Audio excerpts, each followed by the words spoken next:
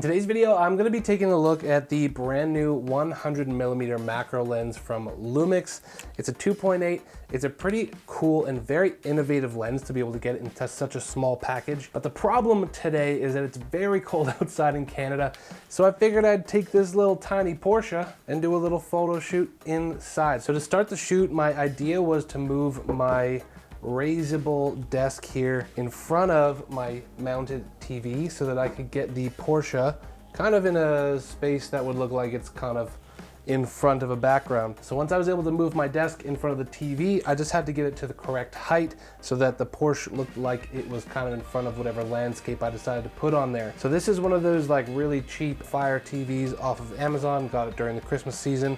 And then I just picked a screen off my laptop and did the AirPlay streaming using a mirrored display, so it's super clean. I decided I wanted to kind of go for more of like a nighttime scene so that I could use some of these Amaran lights to kind of their full potential. And I thought it would be a lot of fun to try and match the coloring in the lighting. So I had the 100mm on the tripod kind of near the back of the desk so I could frame up the Porsche as nice as possible while making it kind of look like it sat naturally in the scene. Once I had the framing set with the 100mm, I had to be pretty far back, but I wanted to then start to match the lighting that I was getting from the scene behind. So I recently just picked up a couple of these Amaran T2C tube lights. They're really incredible lights. I didn't get the I didn't get the newer ones. The newer ones, they don't have any base. These ones come with like the battery grip on them. And I kind of had to jimmy rig some of the ways on the back here to mount them to my wall. And they're controllable from the Sidus Link app, which is really easy to use. The app is pretty incredible. They can do like a color match system. You can pick any color you want, but I actually just kind of went into the hue selector tool and kind of got it as close to the background image as I possibly could to hit the car in the same way the natural lighting would from that photo. I did the same thing with the other light there. For the photo, I wanted to do a bit more of a higher saturation. That way it was gonna maybe pop a little bit more in the image. So the last thing I wanted to do once I had my composition set was I wanted to see what kind of key light I could put over top of it. So I have this Nanlite Pavo Tube 2. Again, none of this is sponsored by Amaran. These are just lights that I wanted to purchase or had lying around. Like, this is a pretty old light, but I use this one over top as kind of a kick light on top of the car.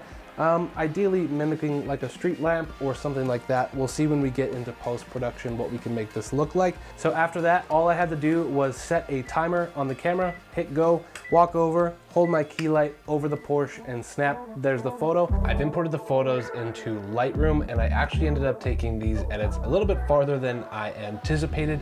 But if you guys stick with me, I'm gonna show you a ton of incredible tools that can help your car photos really pop using Lightroom and Photoshop. And we did a little bit of Photoshop beta by adding some ground effects as well. Here is the final product that we landed on, and I'm gonna show you the entire process because we started by using these two images here. This image here we wanted to use as the background image, and then this second image here, you can see that there's a little bit more light on the hood of the car.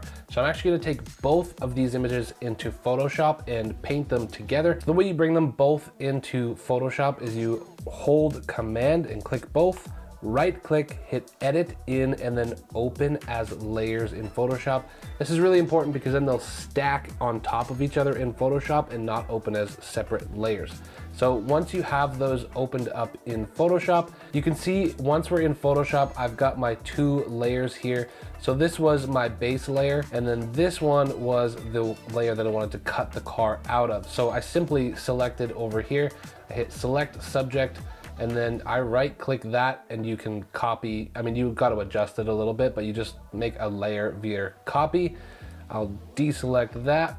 Then we have our base layer. I added my copied car on top of it. So you can see here that it adds that lighter layer. The next thing I wanted to do was add some life to this car because obviously it's a Lego and it's a false image. So I wanted to add some lens flares. Now I got these lens flares from, I believe it's called Atmos.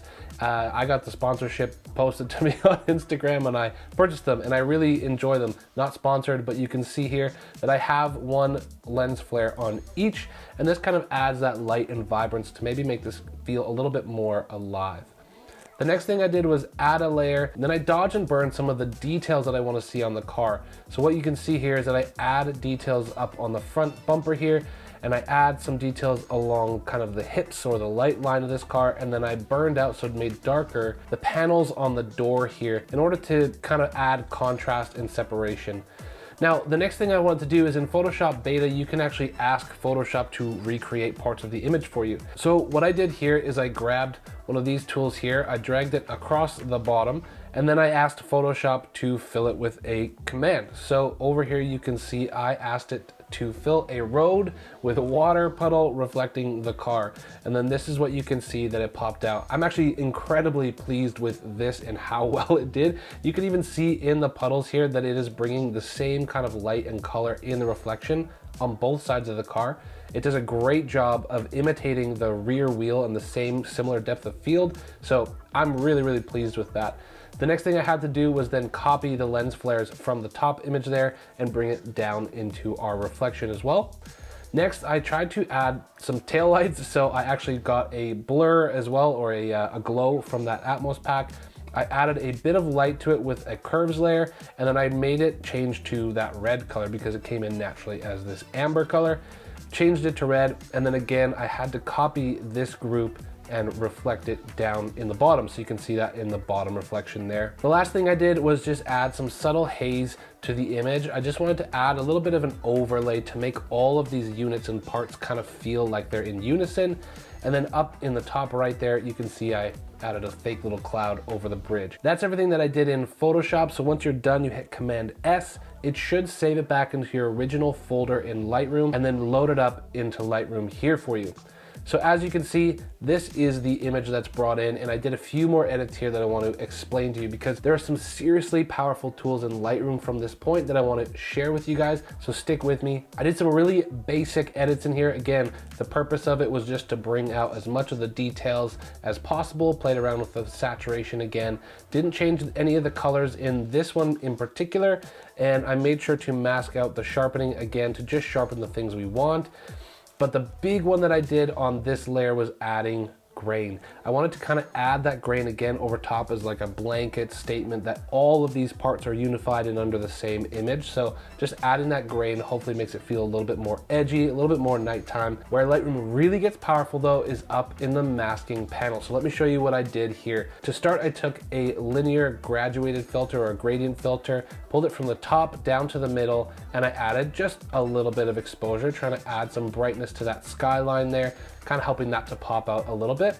Down here, the next one I did was to brighten up that car. So I took a radial gradient, which is Shift M, dragged it over that car, and then added exposure and a little bit of contrast to help that exposure sit in nicely.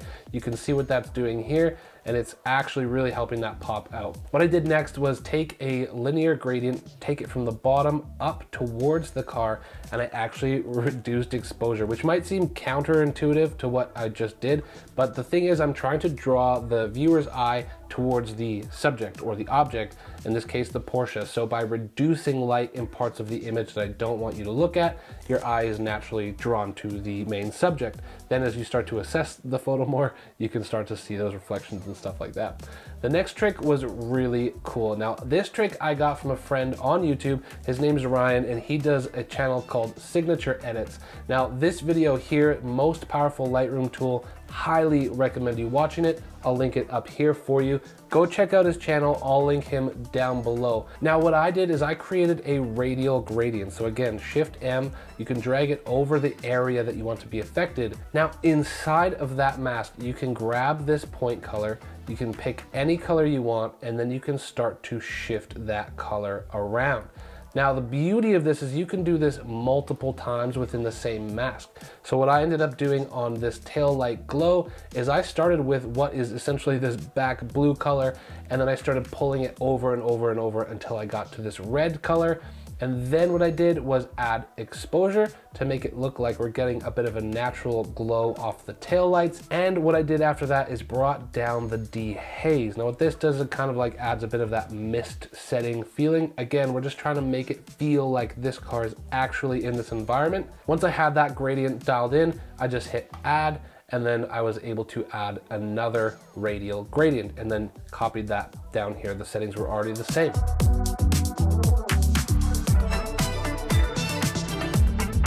If you guys are still learning how to use Lightroom, I've actually created a bunch of presets for automotive content creators specifically.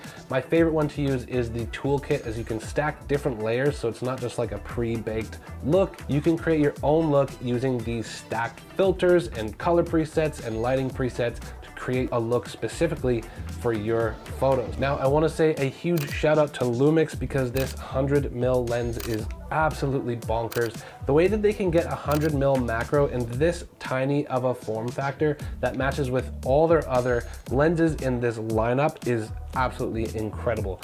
Honestly, find me another 100mm macro at this size, weight, and that is as capable as this thing.